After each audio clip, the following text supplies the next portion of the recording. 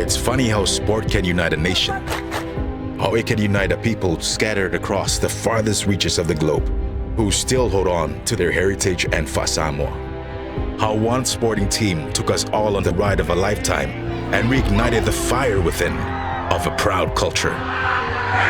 Toa Samoa did that. We followed them into the trenches with our flags flying high and stood with them against all naysayers. The sleeping giants of Rugby League were about to erupt.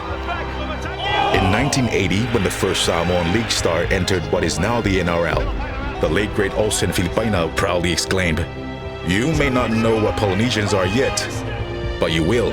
But they're also going to go back to Crichton. Crichton's got time to try and win it for Samoa.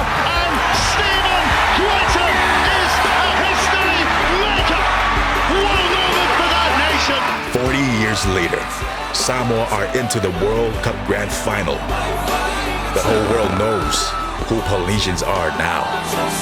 Toa Samoa did that. For my boys, my Usos. The Samoan Rugby League team. You guys make guys like me very proud to be Samoan.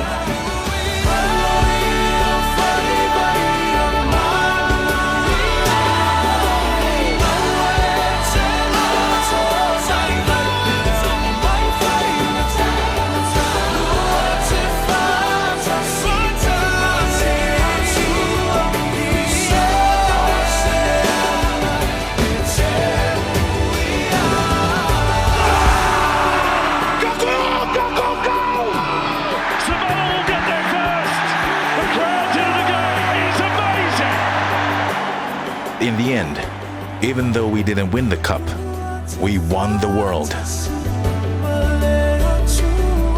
There's an old Samoan proverb, which means unity is strength, but broadly translates to 685 to the world. And now, we invite the world to the 685. Our beautiful Samoa.